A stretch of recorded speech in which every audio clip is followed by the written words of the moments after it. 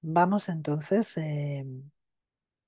un jueves más de último de mes, a hablar de algunos de los artículos que aparecen en en la revista Espírita y que hacen parte también complementaria, ¿no? De un poco de nuestros estudios, de nuestras observaciones eh, que venimos haciendo, ¿no? En los estudios que vamos preparando.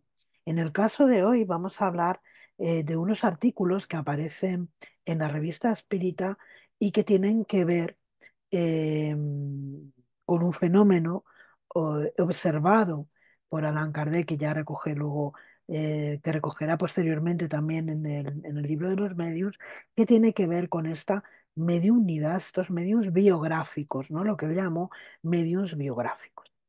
Y como ejemplo de este tipo de mediunidad magnífica, pues tenemos el caso de la señorita Hermance Dufo. Vamos a ver un poquito, ¿no? Porque, como digo, aparecen varios artículos relacionados no tanto con ella, sino con su obra en la revista Espírita. Vamos a ver un poquito quién es, vamos a conocer a Hermance Dufo, vamos a ver quién era, la relación que tuvo con Allan Kardec y con la Sociedad Parisienne de Estudios Espíritas y también la importancia que tuvo en cuanto al libro de los medios. Bueno, Hermano Dufo, la señorita Hermano Dufo va a nacer en 1841 en la ciudad de Fontainebleau, en Francia. Ella viene de una familia importante, de una familia, bueno, podemos decir que aristocrática. Y bueno, lo que va a suceder es que en 1853, fijaros, eh, mm, ella empieza a presentar una serie de desequilibrios, una serie de fenomenología y comienza a hacer premoniciones. Los padres, naturalmente, pues se preocupan mucho esta especie de desequilibrio, ¿no? Lo que ellos catalogan como un desequilibrio que padece Hermans y consultan con un médico muy célebre en aquella época, el médico Kleber de Maligny. Según cuenta el señor Dufo, el médico, bueno, pues la diagnostica de estar sufriendo de un nuevo disturbio nervioso que se estaba cobrando una serie de víctimas en América y que estaba llegando a Europa. Fijaros qué curioso, ¿no? Bueno, las víctimas, según este médico, las víctimas de esta enfermedad entraban en una especie de trance histérico, ¿no? Y comenzaban a recibir hipotéticos mensajes supuestamente venidos de más allá, que va a hacer, pues, que va a aconsejar al señor Dufo que lleve a Armand lo más rápidamente posible a su consultorio.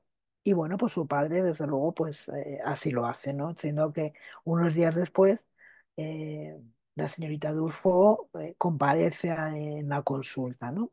¿Qué va a hacer el médico? Pues el médico va a colocar un lápiz en las manos de esta criatura y le va a pedir que escriba aquello que se le ocurra, ¿no? Aquello que le fuese impulsado a escribir. Herman se lo toma a broma, pero sin embargo, de pronto, de súbito, ¿no? Siente la necesidad de escribir su brazo, pues parece tomar como vida propia y comienza a escribir dominada pues por una fuerza extraña. ¿Qué va a suceder?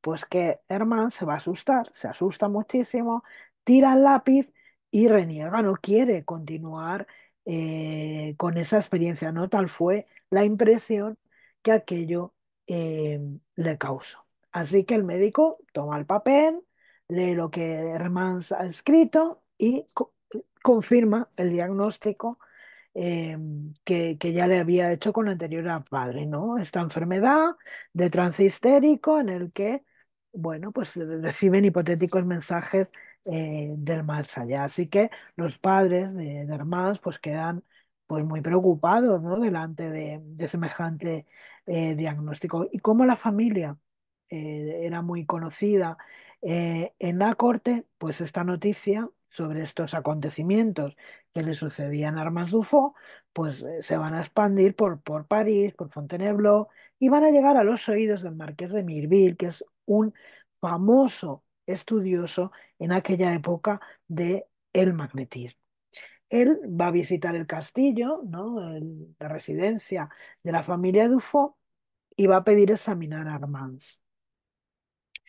Eh, los padres aceptan, por supuesto, de buena, de buenas la propuesta del marqués, aunque es verdad que Hermans, pues bueno, tienen que convencerla, ¿no? Porque ella se ha quedado tan impresionada de lo que había sucedido en la consulta del médico que no quiere volver a repetir, ¿no? Pero bueno, al final accede, se coloca en posición de escribir y Mirville lo que hace es, pues, lanzar una pregunta al aire. Y la pregunta es, ¿está presente el espíritu en quien pienso? En caso positivo, puede escribir su nombre por intermedio de la niña.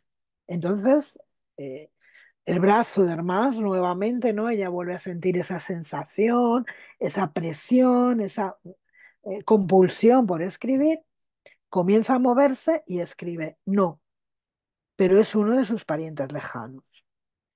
Entonces, bueno, este señor, este marqués, el Millville, le dice, bueno, ¿puedes escribir su nombre? Y dice, prefiero que mi nombre llegue directamente a su mente. Piense un instante. Y el propio marqués dice, San Luis, rey de Francia, primo del primer noble de mi familia.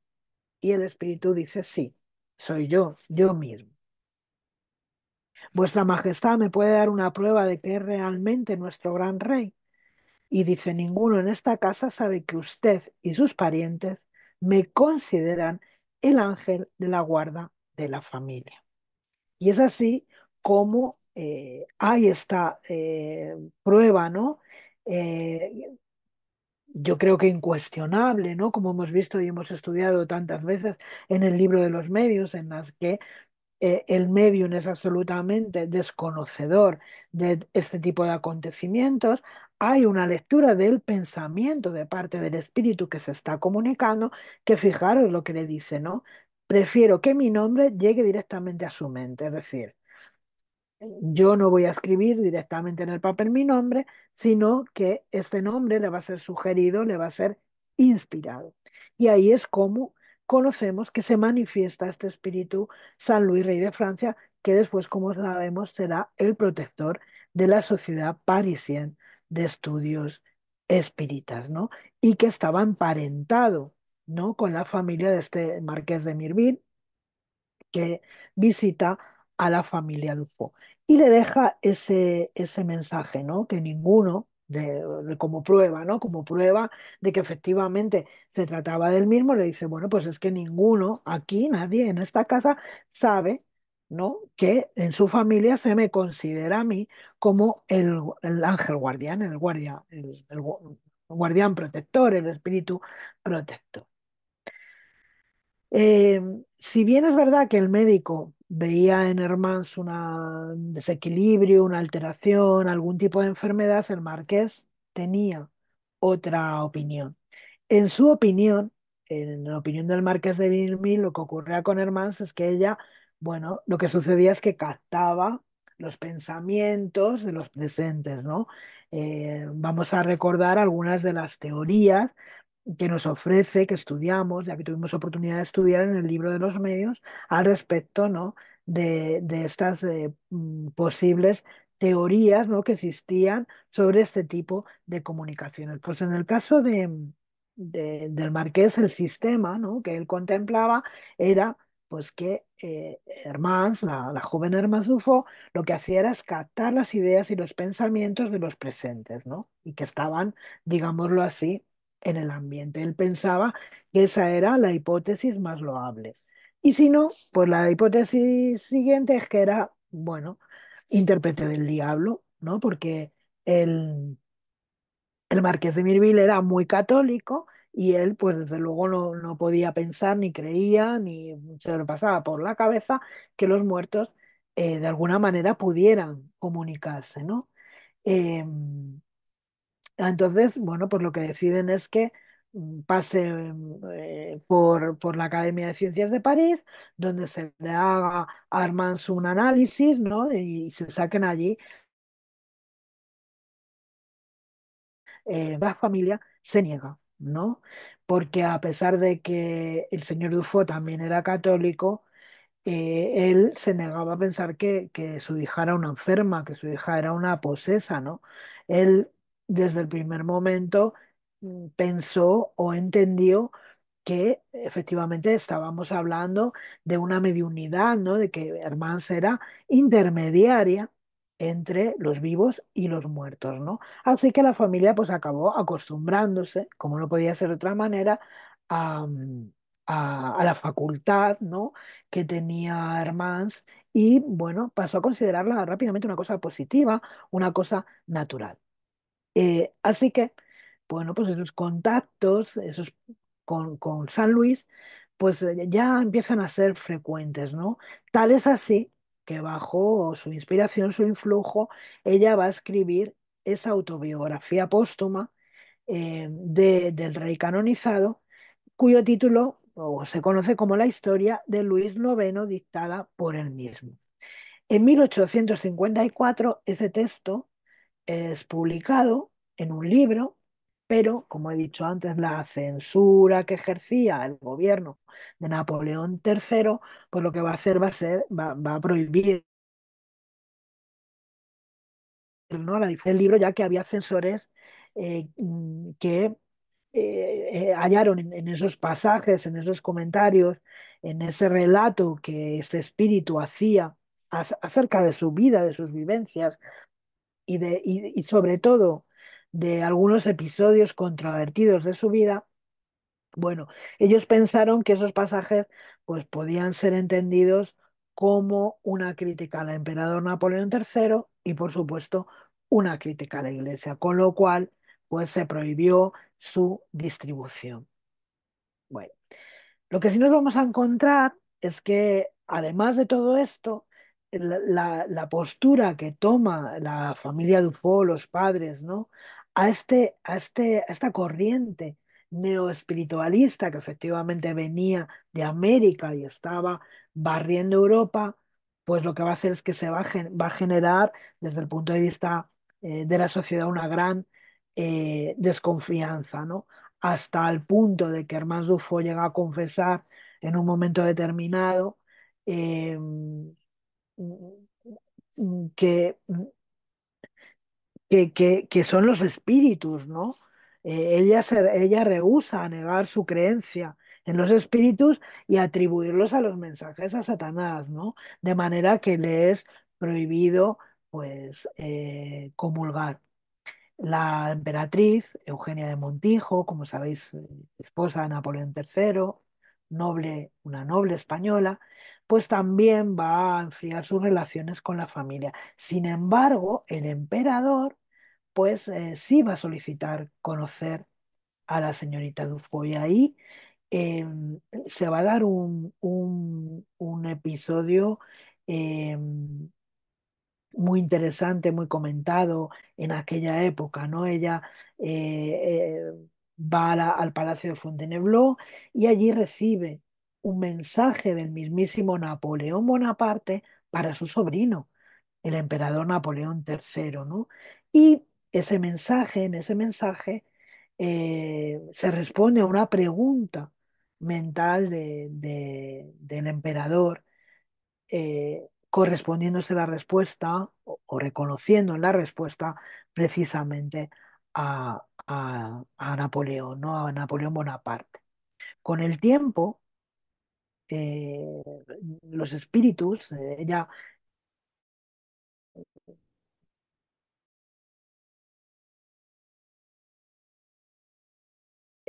avanza hacia una mediunidad psicofónica, ¿no? Los espíritus empiezan también a hablar por intermedio de Hermans. Tenemos que tener en cuenta que en 1855 estamos hablando de una niña de 14 años. de 14 años. Ella empieza con 13 a escribir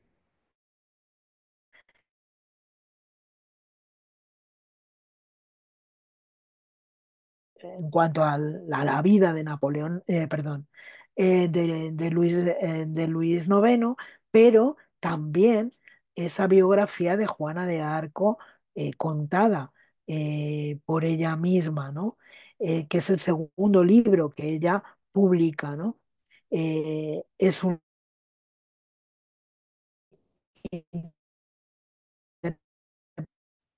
55, quedan todavía de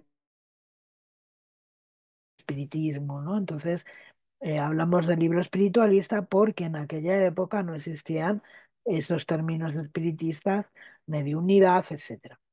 El primero en ser distribuido y vendido, la historia de Juana de Arco, dictada por ella misma, que fue publicada por la editora Melú de París. Según la obra de Canuto Abreu, el libro de los espíritus en su contexto histórico, la familia Dufo entra en contacto con Allan Kardec la misma noche del 18 de abril de 1857, es decir, la misma noche que, eh, que se publica, el mismo día que se publica, aparece la primera edición de ese libro de los espíritus. En esa noche, según los textos, las investigaciones, el codificador habría preparado en su apartamento, en su piso, en su vivienda, una pequeña recepción, ¿no? Para los más cercanos.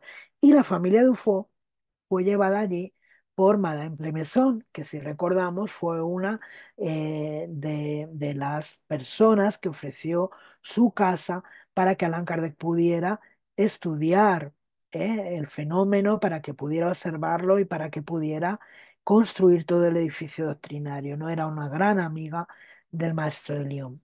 Bueno, pues al final de esa reunión acontece un hecho, bueno, inusitado, ¿no? Y es que Armand recibe un mensaje bellísimo de San Luis, que a partir de ahí, de ese momento, se va a tornar, se va a volver, se va a convertir en ese supervisor espiritual de los trabajos de Allan Kardec. Según el ex-rey, les hace una revelación, les dice que Hermans, así como Alan Kardec, habían sido druidas, ella druidesa, ella era una druidesa reencarnada, lo mismo que Alan Kardec fue un druida, ¿no? Y esto va a hacer que los lazos entre ambos, entre los lazos de confianza, los lazos de amistad, la cooperación, la colaboración entre los dos sea muy estrecha, ¿no? Ella se va a convertir en una de las medios principales de las reuniones domésticas en casa de Allan Kardec. Al final de 1857, eh, Kardec está valorando la idea de publicar un periódico espiritista y, bueno, él quiere saber las opiniones de los guías espirituales y para eso cuenta inmediatamente con Hermán, ¿no? Que es la medium escogida. Y a través de ella un espíritu, da diversas orientaciones al maestro de Lyon sobre la conveniencia de publicar lo que ahora conocemos y estamos estudiando, que es la revista Espírita, que fue publicada en enero del año siguiente. Eh, a partir de ahí se van a suceder, las reuniones van creciendo, ¿no? Y se van a ir sucediendo una serie de acontecimientos. Y bueno, pues como el apartamento, la vivienda de Allan Kardec se va quedando muy pequeña, pues deciden dar un paso adelante, ¿no? Y es precisamente la de fundar la Sociedad Parisienne de Estudios Espíritas. Pero para ello necesitan una autorización legal y es el padre de Herman Dufault, el señor Dufault, quien se va a encargar de avalar delante de las autoridades eh, esta sociedad, consiguiendo en 15 días lo que normalmente llevaría un periodo de tiempo mucho más largo. Eh, Y es así como una vez que tienen esa autorización, pues el maestro Kardec y todos aquellos primeros discípulos, por decirlo de alguna manera, van a fundar la Sociedad Parisienne de Estudios Espíritas, ¿no? En abril de 1858, siendo Hermance Dufour una de las socias fundadoras de esta sociedad.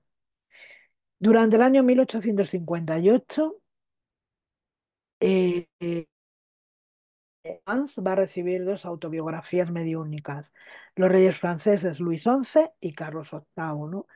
El codificador va a elogiar, como vamos a ver, el trabajo de la señorita Dufault y va a transcribir algunos trechos de estas confesiones de Luis XI en la revista Espírita. Este mismo año, Kardec va a divulgar tres mensajes, también psicografiados por la joven, y además estos mensajes los vamos a encontrar también en la revista Espírita, los vamos a encontrar en el Evangelio según el Espiritismo, etcétera, ¿no? Lo que sí no hay ninguna noticia sobre la publicación de las memorias de Carlos VIII, ¿no? Eh, También Canut Abreu va a revelarnos en este libro que el profesor Ribeil, Allan Kardec, va a utilizar la mediunidad de Hermance Dufault en la revisión de la segunda edición del libro de los espíritus.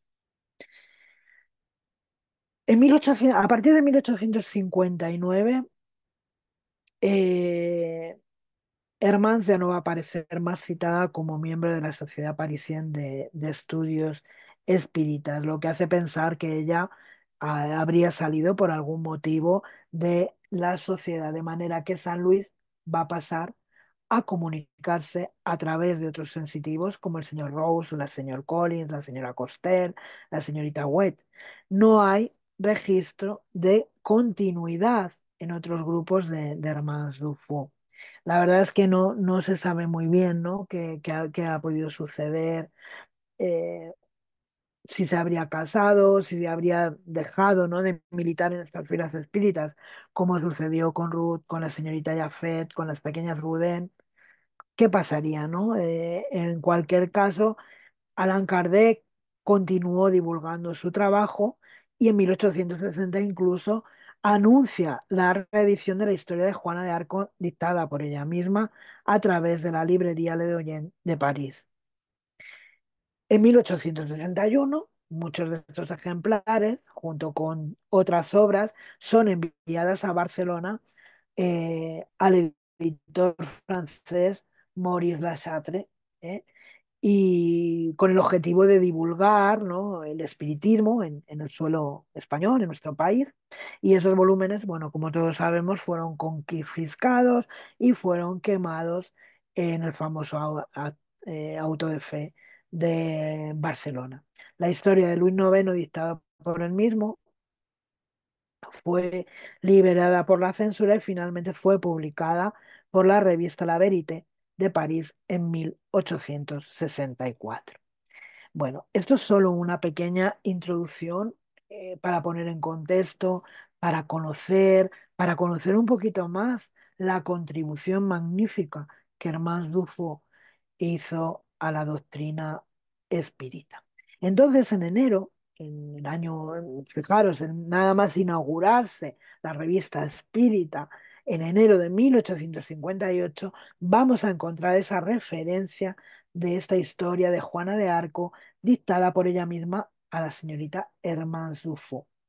Y yo voy a incidir únicamente en los comentarios de Kardec, ¿no? Después, cuando veamos las memorias de Luis IX, igualmente no os voy a leer el capítulo, no vamos a leer todo perdón, el artículo, sino que voy a incidir en los comentarios fundamentalmente del maestro Kardec. Bueno, empieza diciendo, he aquí una cuestión que a menudo nos ha sido presentada, la de saber si los espíritus que responden con mayor o menor precisión a las preguntas que se les dirigen podrían hacer un trabajo de gran extensión. Es decir, estamos acostumbrados a ver este feedback de preguntas-respuestas, ¿no?, que son recogidas en diferentes obras y bueno, había un cuestionamiento sobre si verdaderamente los espíritus podrían hacer otro tipo de trabajos, ¿no? Y dice, bueno, pues que la prueba está en la obra de la cual hablamos, porque además aquí no hay ya más una serie de preguntas y respuestas, sino que hay una narración completa y continuada, como hubiera podido hacerla un historiador. Fijaros qué interesante, ¿no? El valor de estas comunicaciones, el valor histórico de estas comunicaciones, ¿no? Que dice que contienen una infinidad de detalles poco o nada conocidos sobre la vida de la heroína. Y hace un apunte muy necesario, porque os recuerdo que la señorita Dufault tenía, cuando empezó a escribir estas obras, 13 años. 13 años. Yo creo que si nos ponemos en el contexto histórico, ¿no? En el momento histórico, tenemos que decir que a pesar de que la señorita Dufault pertenecía a una familia acomodada, a una familia, en fin, de una escala social pues importante, ¿no? Puesto que, como vemos, se relacionaban con personas cercanas al propio emperador, es decir, ¿no? Con marqueses, con la nobleza. Tenemos que hablar de la escasa educación, ¿no? Que las señoritas recibían en aquella época. Si buscamos e investigamos, es verdad que, que las niñas, hablo concretamente de las mujeres, de la nobleza, pues aprendían algo de música, por supuesto, alguna lengua extranjera, aprendían un poquito de literatura, pero sobre todo lo que se las formaba es en que fueran buenas esposas, buenas madres, tenían una formación también religiosa, pero naturalmente no tenían una cultura general como para lo que aquí vamos a hablar, ¿no? Alan Kardec nos dice, a los que podrían creer que la señorita Dufault se ha inspirado en sus conocimientos personales, responderemos que ella ha escrito este libro a la edad de 14 años. Y que había, fijaros, ya Kardec lo apunta, recibido la instrucción que reciben todas las jóvenes de buena familia, educadas con esmero, pero aunque tuviese una memoria fenomenal, no es en los libros clásicos donde se pueden obtener documentos íntimos que difícilmente se encontrarían en los archivos de la época. Los incrédulos, lo sabemos, siempre tendrán mil objeciones que hacer, pero para nosotros que hemos visto a la medium en acción, el origen del libro no admite ninguna duda, ¿no? Hace Kardec esta aclaración sobre este libro. Eh, Aunque la facultad, sigue diciendo, de la señorita Dufault se presta a la evocación de cualquier espíritu, nosotros mismos hemos comprobado en las comunicaciones personales que nos ha transmitido que su especialidad es la historia. Es decir, aquí hay una especialización de su mediunidad. Es una medium de biografías, es una medium de, especializada o enfocada hacia la historia. De la misma manera, ella ha escrito la de Luis XI y la de Luis VIII, que serán publicadas como la de Juana de Arco. Se ha presentado en la señorita Dufault un fenómeno bastante curioso. Al principio, como hemos hablado antes, era una muy buena medium psicógrafa y escribía con gran facilidad, pero poco a poco su facultad evolucionó hacia esa mediunidad psicofónica. Y a menudo que esta facultad psicofónica, lógicamente, se desarrollaba, la mediunidad psicográfica, mucho más lenta, mucho más, se empezó a disminuir, ¿no? Y dice Kardec hoy en día escribe muy poco o muy difícilmente. Pero lo que tiene de singular es que al hablar necesita tener un lápiz en la mano, simulando escribir. es preciso una tercera persona para recoger sus palabras como las de la civil. Es decir, hacía falta como decir, un secretario, ¿no?, de las reuniones que fuera apuntando todo aquello que ella iba hablando. Al igual que todos los medios favorecidos por los espíritus buenos, nunca recibió comunicaciones que no fueran de un orden elevado. Y dice Allan Kardec en esta nota, al respecto de la publicación del libro de la historia de Juana de Orco, que más adelante habría ocasión para explicar algunos hechos de su vida relacionados con el mundo invisible, ¿no? Y citaremos lo que ella ha dictado de más notable a su intérprete con respecto a este tema. Pues bien, además de este trabajo comentado por Kardec relativo a, a- a- a Juana de Arco, vamos a ver en la revista Espírita de marzo, ya vamos de enero al mes de marzo de 1858, un primer artículo titulado Confesiones de Luis XI, historia de su vida dictada por él mismo a la señorita Hermance Dufault. Y dice Kardec, como digo, no voy a leer el artículo, os invito a que lo leáis y contrastéis, ¿no?, lo que allí se habla, ¿no?, porque se dan nombres, se habla de momentos concretos, históricos, eh, muy interesante, ¿no? Dice en este artículo, al hablar de la historia de Juana de Arco, dictada por ella misma, de la que nos propusimos citar diversos pasajes, hemos dicho que la señorita Dufault había escrito de la misma manera la historia de Luis XI. Este trabajo es uno de los más completos en ese género. Contiene preciosos documentos desde el punto de vista histórico. Es el mismo Luis XI, en el mismo, perdón, Luis XI, se muestra el profundo, en el mismo, perdón, Luis XI se muestra el profundo político que nosotros conocemos. Además, nos da la clave de varios hechos hasta ahora inexplicados.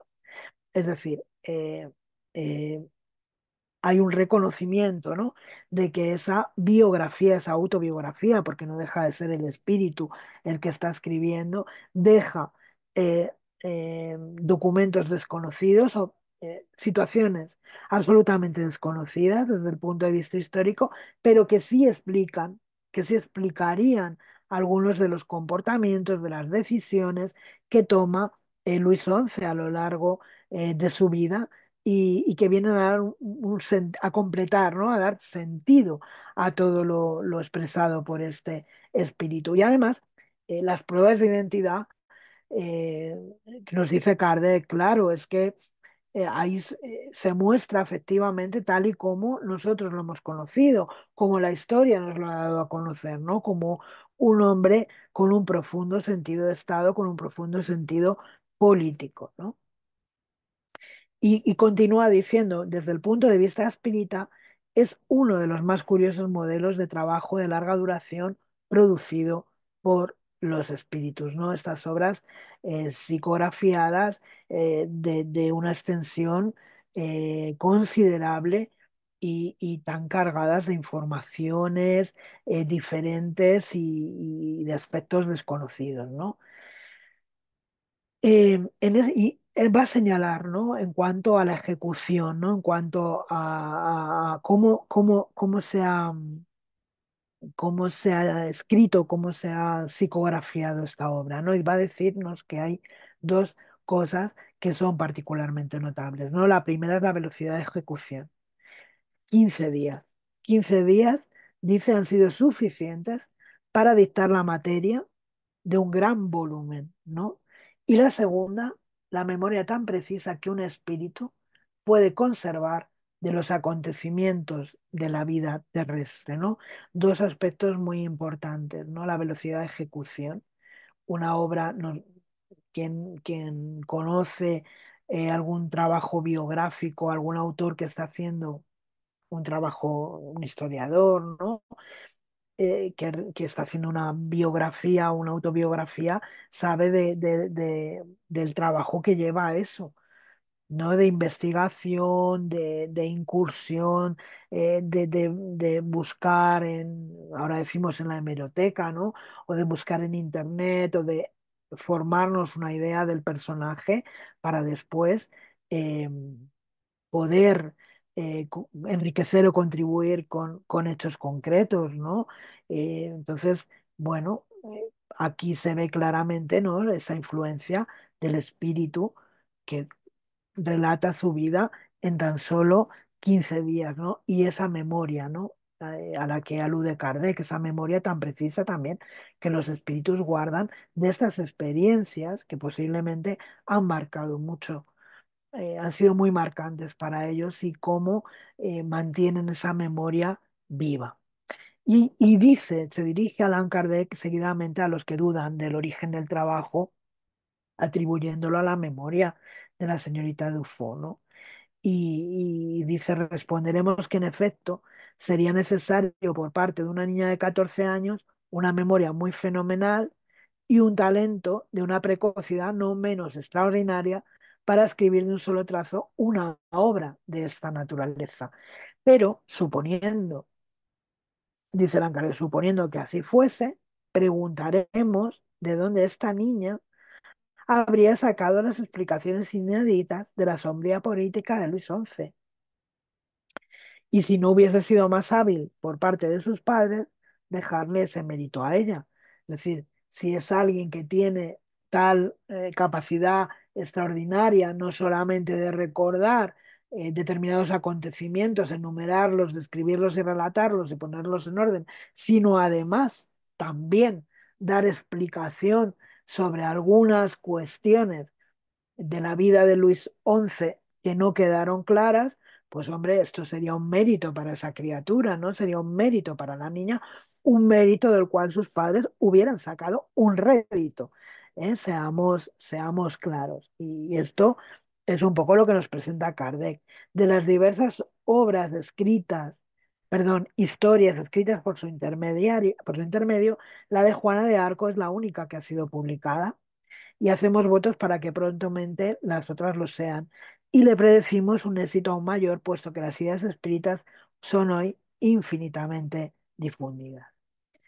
Pues bien, después de esta incursión, ¿no? De estas recomendaciones, de estos comentarios de Kardec, tan importantes, tan interesantes para que comprendamos cómo es la mediunidad, cómo es la comunicación de los espíritus, cómo es esas relaciones que podemos establecer con el mundo espiritual y cómo se opera el fenómeno, vamos a mayo de 1858 para recoger este artículo que se llama La muerte de Luis XI, ¿no? Donde el propio espíritu relata cómo cómo han sido esos últimos momentos eh, en su vida. Y aquí Allan Kardec nos remite, ¿no?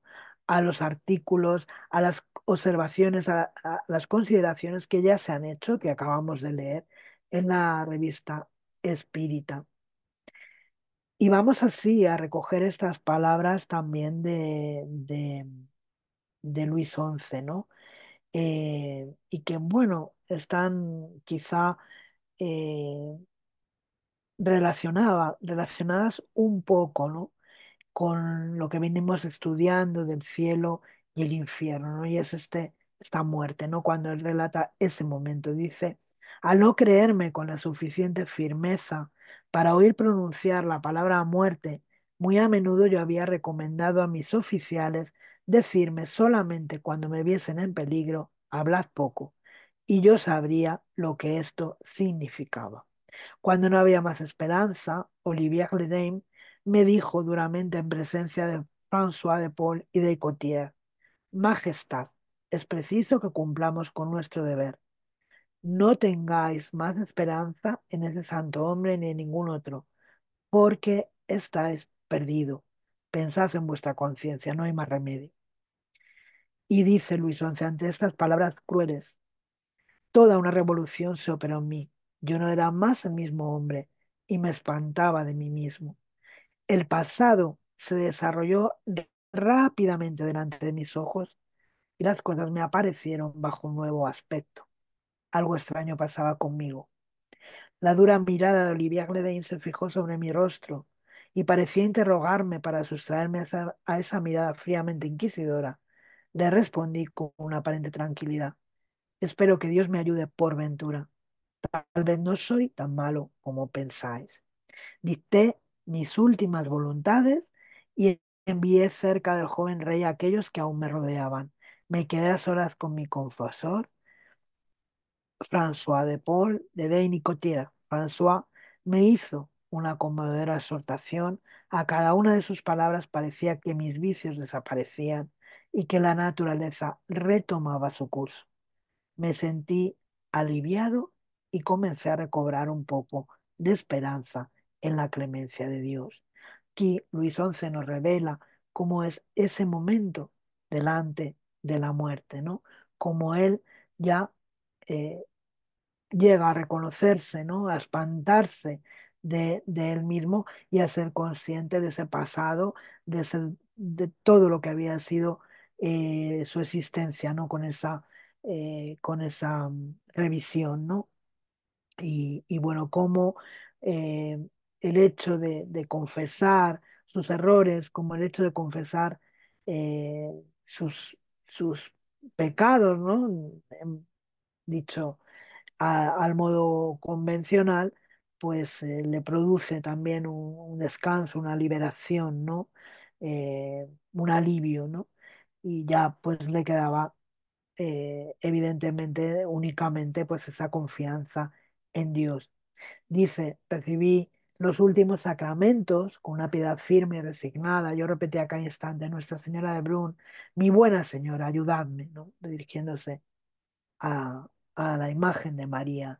Y continúa diciendo, martes 30 de agosto, hacia las 7 horas de la noche, caí nuevamente debilitado, creyéndome muerto. Todos los que estaban presentes se retiraron. Olivier Redén y Cotier, que se sentían agobiados por la execración pública, permanecieron cerca de mi lecho sin tener otro refugio. Poco después, recobré completamente el conocimiento. Me senté en el lecho y observé a mi alrededor. Nadie de mi familia estaba allí. En ese momento supremo, ninguna mano amiga buscaba la mía para aliviar mi agonía con un último apretón. Tal vez a esa hora mis hijos se regocijasen en cuanto su padre moría. Nadie piensa que el culpable pudiese aún tener un corazón que comprendiera el suyo. Procuré escuchar un sollozo reprimido, pero solo escuché las carcajadas de dos miserables que estaban cerca de mí. En un rincón del cuarto vi a mi galgo favorito, que en su vejez se moría. Mi corazón se estremeció de alegría. Yo tenía un amigo, un ser que me amaba. Le hice señas con la mano. El galgo se arrastró con esfuerzo hasta la pata de mi cama y vino a lamer mi mano agonizante. Olivier percibió ese movimiento. Bruscamente se levantó blasfemando y golpeó al infeliz animal con un bastón hasta que hubo expirado. Agonizante, mi único amigo me lanzó una larga y dolorosa mirada. Olivier me empujó violentamente en mi cama. Yo me dejé caer y entregué a Dios mi alma culpada. Bueno, vemos la soledad, ¿no? Con la que muere Luis XI, prácticamente solo y con la única eh, con el único calor, el único alivio, el único cariño de ese animal, ¿no? De su, de su compañía. Desde luego, esto es una parte muy pequeña de la obra presentada en la revista Espírita por Allan Kardec, pero que desde luego nos cuesta mucho pensar que esta prosa, eh, bueno, pues tenga que ver con el pensamiento de una muchacha, de una criatura de 14 años, ¿no? Y que todas estas reflexiones sean fruto de su cabeza, de su mente, ¿no? Está relatando un hecho, eh, un aspecto de la vida de Luis XI muy íntimo, muy personal, dotándole del sentimiento, de la angustia, de la soledad, algo que se nos hace difícil entender que pudiera estar en la mente de una criatura tan joven como era Hermans Dufo. Bueno, pues hasta aquí llega nuestro estudio de la revista de hoy. Yo os invito a a que estudiéis, a que leáis los artículos, a que leáis algunas otras comunicaciones que, como digo, están insertas en la revista Espírita, firmadas por San Luis, muy interesantes, algunas, por supuesto, también en el Evangelio, según el espiritismo, y que fueron recibidas por Hermans Dufo. Muchísimas gracias y nos vemos en un nuevo estudio de la revista el mes que viene.